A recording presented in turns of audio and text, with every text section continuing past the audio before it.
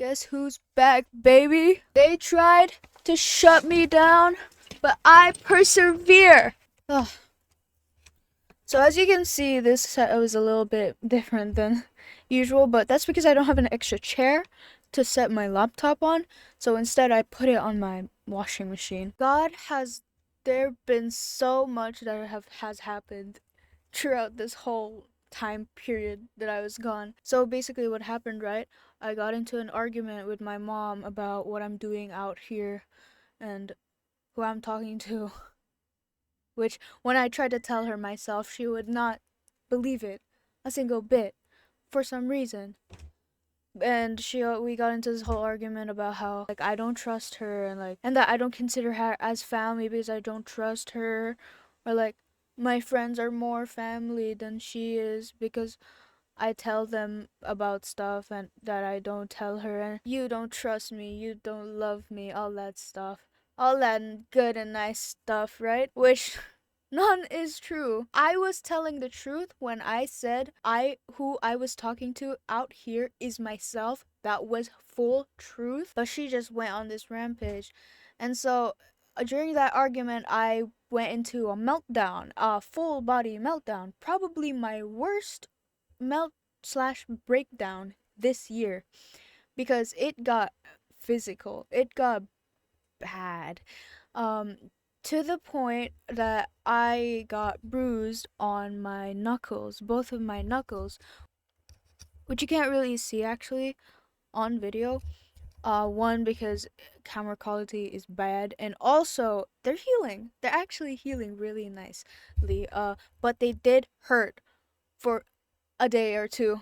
They really, really, really hurt. I'm never doing that again. I feel if I can help it, because that pain during the meltdown, I did not even process the pain in my mind through adrenaline. Like, because of adrenaline, I couldn't process it in my mind and I just kept going. I couldn't even feel the pain, but then it's like afterwards it really hurts because I went ham.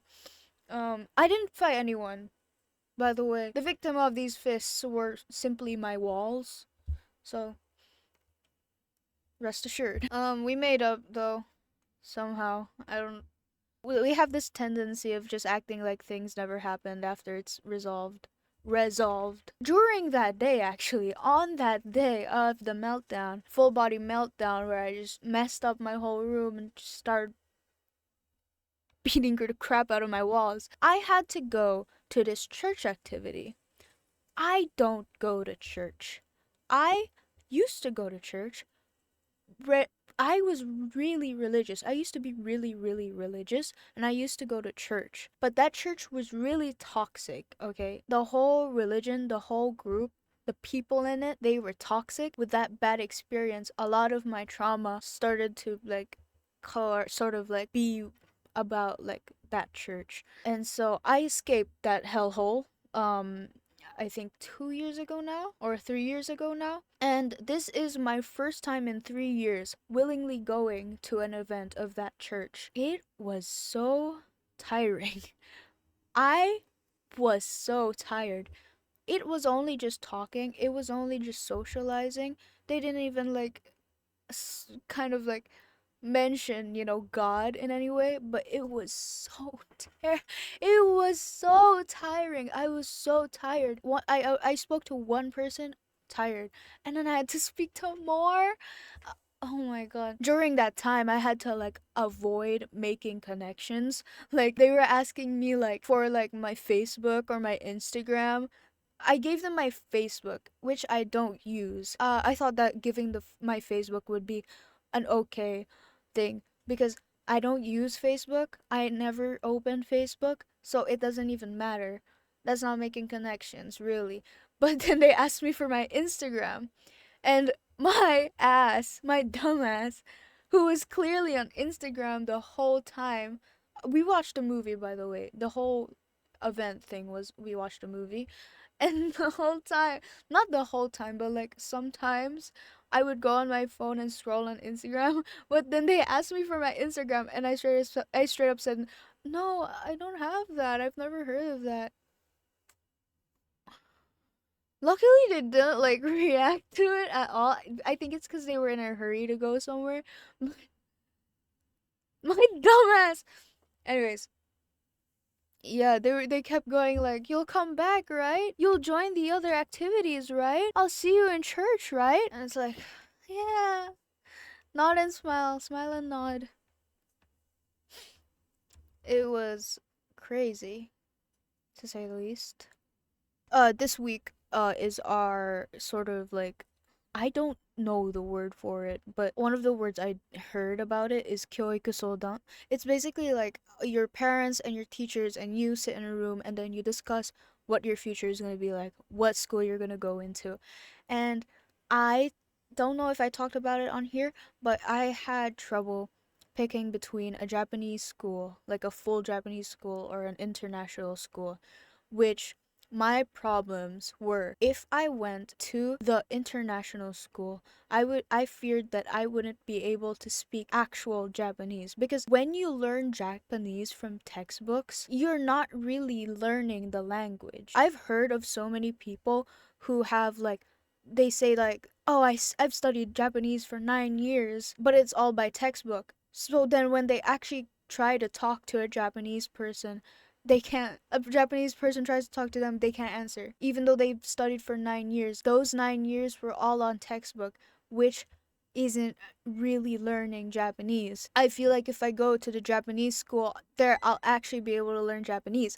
Although it is gonna be hard, it's gonna be difficult, because I am going into a school and I need to catch up with studies and all that stuff whilst not knowing anything of the language, whilst not speaking it, understanding it. I have to like work so hard in that school. So it's like this Japanese school is hard and then the international school is easy. But in international school, I might not learn true Japanese. Also in the Japanese school, that Japanese school, after you graduate, gives you so many certificates for like jobs you can enter into or qualify for after school. They promise you a list of like all the certificates they give you, like certificate in technology, blah blah blah blah blah. Basically, will make you qualified for any type of work. Whilst in international school, all they'll really give you is like a certificate that, yeah, you know how to study Japanese. You know how to speak Japanese, or you learn Japanese. That's the certificate. I feel like that's the only certificate. So when you look at it, the better option must be the one where my future is much more nicer, right? Where my future looks much better, right? But then it's like they're telling me like you don't have to rush after school. If you go to the international school, after that you can just study again and get the certificates that you need, the certificates that you want. But then other people are like, you should go here because it'll be a waste of your future.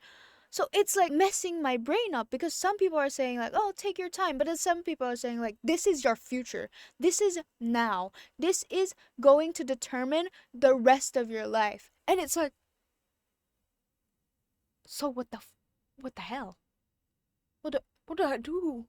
What do I do? What do I do? Spoiler alert! We came to a conclusion. I'm going to the Japanese school. They reassured me that they'll help me in my studies in the Japanese school. They'll support me as much as they can. They've told me that they have high hopes in me and that I can do it. Basically, they think that I can do it. They think that that's like the literal translation of what they told me. They're like, "Dekiru, dekiru, you can do it, you can do it." They believe I can do it. And I'm like, oh my god. How far is belief gonna get me? Like, how far is pure belief gonna get me, really? So, I believe that after school, going into high school, senior high school, I think I'm gonna be really busy. Dude, I should be asleep right now. It's actually 2 hours past my bedtime. But today I opened my creator dashboard on YouTube, which I haven't done since I started this whole account, because I was like, okay, if I don't see the views, then I won't be pressured to make any videos, or I won't be like sad when like some of my videos don't do good or do bad, because literally all I'm doing is video journaling. This is for like my personal stuff, and if start looking at my analytics and start making it about YouTube, it's gonna be like, but I looked because I thought I wasn't gonna make a video anymore. I thought I wasn't gonna make a video anymore because I didn't feel like it anymore after the whole argument and the whole meltdown with this stupid. I was like, I just don't want to do it anymore. But then I checked my dashboard. Why are people actually watching? And why are some of you here? Why are some of you subscribing? I never thought when I posted these, I never thought anyone was gonna see them. I thought maybe like 12 people at most. My last video got like 800 views. So I thought like why not? I'll just record. I'll just start recording and so I'm hopefully gonna still keep this thing a personal thing. Hopefully I won't let like, oh, I need to post because people, like because views. I won't develop that attitude. I'm gonna like work hard to not, because I really just want this to be something for myself. I have so much more things I want to talk about, but honestly, I have no time and also no storage. So I'm gonna cut this short and end it here, but I promise I will talk about the things I want to talk about today in other videos tomorrow. Hopefully. Hopefully. Hopefully. And also, I know I promised I would post music related stuff soon, but your girl don't have time. I actually don't have time. I'm actually busy this week. Like for once, I am busy. So I'm sorry, but I swear that'll happen one day. One day. I think that's all for today. See you in the next one, and I hope you have a good night.